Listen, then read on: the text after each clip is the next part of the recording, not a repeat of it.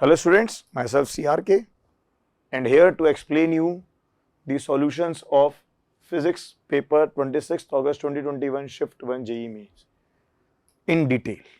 Obviously the purpose of these detailed solutions is कि हम सिर्फ solution ना दें, उन solutions के थ्रू आपको maximum knowledge भी दे सकें कि आप उन concepts को कैसे आगे भी यूज कर सकते हैं और उस कॉन्सेप्ट को अपने दिमाग में अच्छे से बिठा सके। एक क्वेश्चन के थ्रू हम क्या क्या सीख सकते हैं हम उस पर फोकस करते हुए चल रहे हैं। चलो जरा, तो पहली बात तो ये जो क्वेश्चन है आपका आया from the chapter work power energy. Okay, ये कह रहा है long chain. Obviously long chain तो इट्स अ चेन प्रॉब्लम, तो चेन प्रॉब्लम इस चैप्टर में से काफी पूछी जाती है और स्टूडेंट्स को इसमें कई बार दिक्कत भी होती है क्योंकि इसमें दो तीन कॉन्सेप्ट मिक्स हो जाते हैं। वो क्या कॉन्सेप्ट है, उनको कैसे हमें यूज करना है, वो सब कुछ हम डिटेल में समझेंगे। तो चेन की लेंथ दे दी है 3 metre of mass 3 kg placed on a table with 1 metre length hanging from the table. तो 1 मीटर पार्ट जो उस टेबल से हैंग हो रहा है। Find the kinetic energy of chain when it slips from the table. तो हमारा जो क्वेश्चन है वो है हमें इस काइनेटिक एनर्जी को फाइंड करना है। ओके, तो ऑब्वियसली यहां पर कुछ ये चीज हमें नजर आ रही है कि आपने एक चेन ली, वो चेन जो है इस टेबल पर हैंग हो रही है और चेन का कह रहा है वो 1 मीटर पार्ट जो है वो हैंग हो रखा है। अब जो 1 मीटर पार्ट हैंग हो रहा है तो उस वाले पोर्शन का मास कितना होगा, पहले तो हम उस पर ध्यान दें। तो ऐसे में क्या है कि हमें टर्म डिफाइन करते हैं lambda, which is linear mass density. तो टोटल मास आपको दे रखा है 3 kg, टोटल लेंथ आपको दे रखी है 3 मीटर, तो ये बन जाता है आपके पास 1 kg पर मीटर। तो इसका मतलब ये जो पोर्शन 1 मीटर वाला पोर्शन है इसका मास बन जाएगा 1 kg। अच्छा, इसको आप चेन प्रॉब्लम्स के अंदर इस कुछ यूं तरह से भी सोचा जा सकता है। एक चेन की जब बात करें तो यूं भी सोच सकते हो आप कि यार हमें दिख तो रहा है इसमें 1 2 3 4 5 6 7 8 9 10 11 12, ये टोटल 12 लिंक्स है एक तरह से। तो 12 लिंक्स हैं, हर एक लिंक का जो मास होगा वो अपने आप में कांस्टेंट होगा। तो आप सोच सकते हैं कि हाँ यार वो कह रहा है 1 मीटर मतलब 4 लिंक तो नीचे लटक रहे हैं और 8 लिंक्स जो है वो यहाँ पर हैं। तो आप इस तरह से भी उस चीज को सोच सकते हैं लिंक की टर्म्स में। बट हम फिजिक्स में जब डिटेल में आते हैं तो हमें इस term lambda that is linear mass density की जरूरत पड़ती है। अच्छा, ये तो एक पार्ट हुआ। तो इस पोर्शन का मास मुझे मिल गया। अब इसमें एक चीज जो और हमारे काम आने वाली है इस सॉल्यूशन के अंदर वो है सेंटर ऑफ मास। क्यों काम आएगा, इसको मैं बेसिक लर्निंग जो कि बिल्कुल सॉल्यूशन के एंड में चीज हम देखेंगे वहां पर हमें मिलेगी। क्यों सेंटर ऑफ मास की हमें क्या जरूरत पड़ रही है, देखो जरा। तो ये जो पोर्शन आपका टेबल पर है इसका सेंटर ऑफ मास तो यहां हो गया जो कि इधर से 1 मीटर की दूरी पर होगा। और ये जो हैंगिंग पार्ट है इसका सेंटर ऑफ मास पूरा पार्ट है आपका 1 मीटर का, तो इसका जो सेंटर ऑफ मास बनेगा वो आपका बन रहा है ये 0.5 मीटर की दूरी पर। ये इस हैंगिंग पार्ट का सेंटर ऑफ मास। जब ये पूरी की पूरी चेन क्या कर गई, हैंग कर गई, कंप्लीट चेन कहां आ गई, टेबल से नीचे, which is the final condition. तो अपने आप सोच के देखें तो इसका जो सेंटर ऑफ मास जो बना वो इसको अगर मैं एक रेफरेंस मानता हूं तो यहां से इधर ये सेंटर ऑफ मास की पोजीशन यहां हो जाएगी पूरी रॉड के लिए, जो कि वहां से 1.5 मीटर की दूरी पर आ जाएगा। तो ये तो एक पार्ट हुआ कि हाँ यार ये सेंटर ऑफ मास 0.5। तो सिंपल लॉजिक अगर हम समझें तो सेंटर ऑफ मास से मतलब क्या होता था, ऐसा पॉइंट जिस पर कि सारा मास हम मानते हैं। और ये हमने ग्रेविटेशन चैप्टर में समझा है कि कोई चीज को हमने यहां से छोड़ा है ना, मैं सपोज इस पेन को भी छोड़ता हूं, जैसे जैसे नीचे आता है इसकी स्पीड क्या होती जाती है, बढ़ती जाती है। कुछ ऐसा ही इस चेन के साथ हो रहा है कि जैसे ही हमने इसको यहां से रिलीज करा, अच्छा रिलीज करने पर हो क्या रहा है, रिलीज करने पर क्या हो रहा है जरा उसको भी समझे। देखो रिलीज करने पर क्या हुआ, इस पोर्शन पर इस वाले हिस्से का mg फोर्स लग रहा है। ये जो हिस्सा यहां पर हैंग कर रहा है तो मास हैंगिंग पार्ट इनटू g, इस हिस्से का क्या लग रहा है, यहां पर एक mg का फोर्स लग रहा है और कोई फ्रिक्शन यहां पर है नहीं। तो ये वाला फोर्स क्या करेगा, इस चेन को नीचे खींचते हुए लाएगा। तो जैसे जैसे वो चीज नीचे की तरफ गिरेगी तो उसकी स्पीड क्या होती जाएगी, बढ़ती जाएगी। तो ये जैसे जैसे नीचे आती जा रही है तो हर लिंक के पास क्या आती जा रही है, स्पीड आती जा रही है। तो हमें तो वो स्पीड नहीं पूछ रहा, वो तो इतना कह रहा है कि हमें तो काइनेटिक एनर्जी बता दें। ठीक है, चलो तो इसको सॉल्व कैसे करें। अब इसको सॉल्व करने का जो तरीका है वो आपके पास है applying conservation of mechanical energy. क्यों अप्लाई कर पा रहे हैं हम, क्योंकि सिर्फ और सिर्फ W ग्रेविटी जो है, W gravity is only doing work. सिर्फ ग्रेविटेशनल फोर्स ही तो है जो क्या कर रहा है यहां पर, इज ओनली डूइंग वर्क, और तो कोई वर्क कर ही नहीं रहा है इसके अंदर। ठीक है, इन चेन्स के बीच के एक आपस में लिंकेज जो है वहां पर एक टेंशन हमारे पास आ रही होगी, बट वो टेंशन तो जितना जो कोई अगर एक लिंक नीचे जाता है तो अगला लिंक उतना ही, एक लिंक नीचे आ रहा है ऊपर वाला लिंक भी नीचे आ रहा है, तो एक डिस्प्लेसमेंट अगर आप उनके वो टेंशन का वर्क डन निकालेंगे तो वो जीरो आ जाएगा आपके पास। तो ओवरऑल तो आपको क्या दिख रहा है भाई, अल्टीमेटली ग्रेविटी फोर्स ही है जो कि क्या कर रहा है, इसके ऊपर वर्क कर रहा है। चलो, तो gravitational force is the only which is doing work, है ना भाई। अगर मैं उस टेंशन वाली चीज की बात करता हूं तो ये आपके पास वो लिंक्स, तो अगर इनके बीच की टेंशन को हम देखें तो टेंशन हमेशा पुलिंग फोर्स है, तो टेंशन हमेशा पुलिंग फोर्स है। तो इसको अगर मैं और थोड़ा सा आपको एक्सप्लेन करना चाहूं तो ये देखो जरा, इस वाले लिंक पर तो टेंशन लगी ऊपर, इस लिंक पर टेंशन लगी नीचे, तो इस पर तो टेंशन कैसा वर्क करेगी, ये दोनों चीजें कहां जाएंगी, नीचे की तरफ जा रही हैं। तो इस पर तो टेंशन का वर्क कैसा आया, नीचे वाले पे टेंशन का वर्क आया आपके पास नेगेटिव, जबकि ऊपर वाले पे क्या है, पॉजिटिव। तो ओवरऑल वो जो टेंशन आएगी चेन में उसका कोई वर्क डन बचा नहीं, तो सिर्फ ग्रेविटी का वर्क डन बचा। तो आप क्या कर सकते हैं, कंजर्वेशन ऑफ मैकेनिकल एनर्जी लगा सकते हैं। इसको भी मैं आपको जो बेसिक लर्निंग इससे हमें सीख रहे हैं वहां पर इस्तेमाल करके भी बताऊंगा।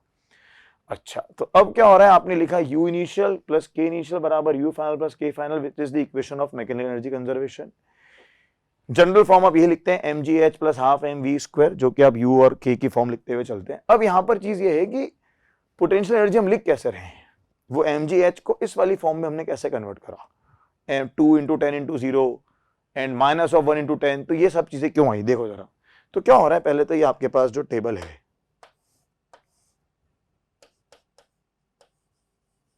तो इस टेबल पर मैंने इस लेवल को रेफरेंस मान लिया है, यानी कि जब भी आप पोटेंशियल एनर्जी डिफाइन करते हैं तो हमेशा उसके लिए एक रेफरेंस माना जाता है, और इस रेफरेंस पे मैंने वैल्यू ले ली है 0। ठीक है भाई, तो यहां वैल्यू आपने 0 ले ली। अच्छा, अगर आप अब देख रहे हैं तो वो जो हैंगिंग पार्ट है आपके पास, तो ये हैंगिंग पार्ट तो ये रहा, तो हैंगिंग पार्ट के लिए जो सेंटर ऑफ मास था वो बेसिकली कहां दिख रहा है हमें, इस रेफरेंस से नीचे दिख रहा है। तो नीचे दिख रहा है तो उस पोर्शन की पोटेंशियल एनर्जी क्या हो जाएगी, नेगेटिव हो जाएगी। तो पोटेंशियल एनर्जी कितनी आ रही है, इस वाले पोर्शन की, तो इस वाला जो हैंगिंग पार्ट है उसका मास चल रहा है 1 kg, ये g आ गया आपके पास, और ये आपके पास आ गया सेंटर ऑफ मास की दूरी जो कि कितनी थी 0.5। तो क्योंकि वो इस रेफरेंस से नीचे है तो इसकी पोटेंशियल एनर्जी कैसी आ गई, नेगेटिव आ गई। अच्छा, ये जो पोर्शन यहां पर रखा हुआ है, जो टेबल पर रखा हुआ है पोर्शन जो कि 2 kg का है, ये बिल्कुल इस लेवल पर ही है। तो इस वाले हिस्से की पोटेंशियल एनर्जी क्या चल रही है, 2 इंटू 10 इंटू 0, यानी कि इसकी एनर्जी क्या चल रही है, 0 चल रही है। अच्छा, जब हम फाइनल अरेंजमेंट पर आए तो फाइनल अरेंजमेंट पर क्या हो रहा है भाई, फाइनल अरेंजमेंट पे हमें क्या दिख रहा है कि पूरी की पूरी चेन जो है ये टेबल से नीचे आ चुकी है, कि पूरी चेन जो है ये यहां टेबल से नीचे आ चुकी है। और इस वाले हिस्से में अगेन तो सेंटर ऑफ मास जो है इस हिस्से का वो हमें दिख रहा था, हमने नोट किया था कहां पर था, 1.5 मीटर पर था। और कहां दिख रहा है, हमें रेफरेंस से नीचे दिख रहा है। तो इसकी एनर्जी क्या आ गई, total mass 3 into g into 1.5 plus kinetic energy. Initial kinetic energy कितनी है, इनिशियल तो 0 चल रही है, के इनिशियल 0 है, चेन रेस्ट पे थी। जब नीचे आने लगी तो उसकी स्पीड क्या होती जा रही, बढ़ती जा रही, काइनेटिक एनर्जी क्या होती जा रही, बढ़ती जा रही है। तो काइनेटिक एनर्जी, इसको हमने सॉल्व करा तो काइनेटिक एनर्जी बिकम्स 40 जूल्स। तो ये तो आपके पास इस क्वेश्चन का सॉल्यूशन पूरा डिटेल। अब पॉइंट आता है कि क्या चीजें हैं जो हमें यहाँ पर बेसिक लर्निंग में हेल्प करेगी। तो देखो, जो मैं मानता हूं यहां पर ये 3 चीजें जिन पर हमें फोकस करना चाहिए। एक तो पॉइंट है सेंटर ऑफ मास, एक आपके पास है पोटेंशियल एनर्जी लिखने का तरीका, कि centre of mass and potential energy 2 चीजें यहां पर काम आ रही है। उसके अलावा हमने एक और चीज सीखी, वो थी आपके पास मैकेनिकल एनर्जी कंजर्वेशन। तो ये तो क्या है, सिंपल सी बात है कि जब व्हेन ओनली कंजर्वेटिव फोर्स क्या करते हैं, वर्क करते हैं, जब only conservative force does work, only conservative force does work. But मैं जो है डिटेल में आपको समझाना चाहूंगा वो ये है कि सेंटर ऑफ मास कॉन्सेप्ट क्यों आया और पोटेंशियल एनर्जी, ये 2 चीजें हमने कैसे लिखी और क्यों लिखी, वो नेगेटिव आ रही है तो क्यों आ रही है। चलो देखो, मोस्टली जो आप पढ़ते हुए चलते हैं तो मोस्टली हम ये वाली चीज देखते हैं। देखो, सबसे कॉमनली हमें यही अरेंजमेंट दिखता है कि ग्राउंड लेवल पर आपने पोटेंशियल एनर्जी को मान रखा है 0। अगेन वर्ड समझें आप, मान रखा है 0, ये एक अजम्पशन होता है कि आपने यहाँ पर पोटेंशियल एनर्जी को क्या माना है, 0 माना है। तो जब भी पोटेंशियल एनर्जी हमें लिखनी होती है हमें कोई ना कोई एक रेफरेंस लेना ही होता है, और यही आप मोस्ट कॉमनली लेते भी हैं। तो कोई मुझसे इस m की पोटेंशियल एनर्जी पूछेगा तो मैं क्या लिखूंगा, मैं लिख दूंगा mgh, इस m की पोटेंशियल एनर्जी। लेकिन अब कोई मुझसे इस रॉड की पोटेंशियल एनर्जी पूछे तो यार ये रॉड जो है आपके पास, ये रॉड तो किससे बनी हुई है, ये रॉड तो ऐसे बहुत सारे डीएम से बनी हुई है। It is made up of so many DMs like this. तो ऐसे में हमें जिसकी जरूरत पड़ती है, हमें किस कॉन्सेप्ट की जरूरत पड़ रही है, हमें जरूरत पड़ रही है किस कॉन्सेप्ट की, ऑफ सेंटर ऑफ मास। तो मुझे समझ में आ रहा है कि हाँ यार, इस रॉड के लिए जो सेंटर ऑफ मास है वो आपका यहां पर होगा, जिसकी की दूरी इधर से होगी h/2। तो इस सिस्टम की जब मैं पोटेंशियल एनर्जी लिखता हूं, इस रॉड की जब मैं लिखता हूं, तो इस रॉड की पोटेंशियल एनर्जी आपके पास आएगी mgh/2। आप चाहें तो इसको पूरा डिराइव भी कर सकते हैं। इसका पूरा डेरिवेशन का तरीका ये होता है कि अगर मैं यहां से y दूरी पर एक छोटा सा dm ले लूं, तो वो u रॉड और कुछ नहीं, that is integration of dm into gy। ठीक है ना भाई। और उस dm की वैल्यू कैसे डिफाइन करेंगे हम? dm की वैल्यू आपके पास क्या आएगी? dm की वैल्यू आएगी lambda into dy, which is m/l into dy की फॉर्म। और इसमें आप जब इस y को पुट करेंगे, y की वैल्यूज को, तो वो कहां से कहां तक इंटीग्रेट करेंगे आप इसको? सो आप इसको इंटीग्रेट करते हुए चलेंगे, y इक्वल्स टू कहां से कहां तक? y इक्वल्स टू आपके पास चल रहा है 0 से लेकर के कहां तक? अप टू h तक। तो इससे भी जब आप सॉल्व करके देखते हैं, सो आपको यहां से तो ये m/l और l बराबर आपके बेसिकली h हो रखा है यहां पर, टोटल जो रॉड की लेंथ है। तो इस तरीके से तो आपके पास इस रॉड की पोटेंशियल एनर्जी आ जाती है। चाहे तो सेंटर ऑफ मास यूज कर लें, चाहे तो आप इंटीग्रेशन का यूज कर लें। अच्छा, अब एक चीज है कि भी पोटेंशियल एनर्जी को नेगेटिव क्यों लिया गया है, तो देखो जरा उस पर भी हम 2 मिनट बात कर लेते हैं कि पोटेंशियल एनर्जी जो है वो इस क्वेश्चन के अंदर नेगेटिव क्यों हो रखी है। देखो जरा, देखो बहुत सिंपल सा कॉन्सेप्ट है। ये ग्राउंड लेवल हमने ले लिया, this is your ground level, जिस पर कि हमने u को मान लिया 0। अब एक बॉल को अगर मैं ऊपर उछालता हूं, एक बॉल को ऊपर उछाला, तो इस पे ग्रेविटेशनल फोर्स कहां लगता है? mg कहां लगता है? इस बॉल पर mg लगता है नीचे। और देखो सिंपल लॉजिक है, वर्क डन बाय ग्रेविटी जो होता है that is basically minus delta u, which is u initial minus u final. तो जब ये बॉल ऊपर जाती है, तो एक बात बताओ, जब ये बॉल ऊपर जा रही है गोइंग अप, ये बॉल कहां जा रही है? Ball going up. तो जब ये ऊपर जाती है तो वर्क डन बाय ग्रेविटी कैसा आ रहा है आपके पास? नेगेटिव आ रहा है। इसका मतलब अगर आप देखो तो आपकी डेल्टा u जो है वो पॉजिटिव है। इसका मतलब क्या हुआ कि पोटेंशियल एनर्जी इज इंक्रीजिंग। अब अगर मैं अपने क्वेश्चन पर ध्यान दूं, तो देखो जरा हमारे क्वेश्चन में हमने क्या करा इन दिस क्वेश्चन, इस क्वेश्चन पर अगर हम ध्यान देते हैं, तो अब क्या हो रहा है आपके पास? ये टेबल वाला पोर्शन आपने क्या करा, इस लेवल पे रेफरेंस मान लिया। अब सोच के देखो ना, अगर कोई मास यहां रखा है, यहां से h नीचे,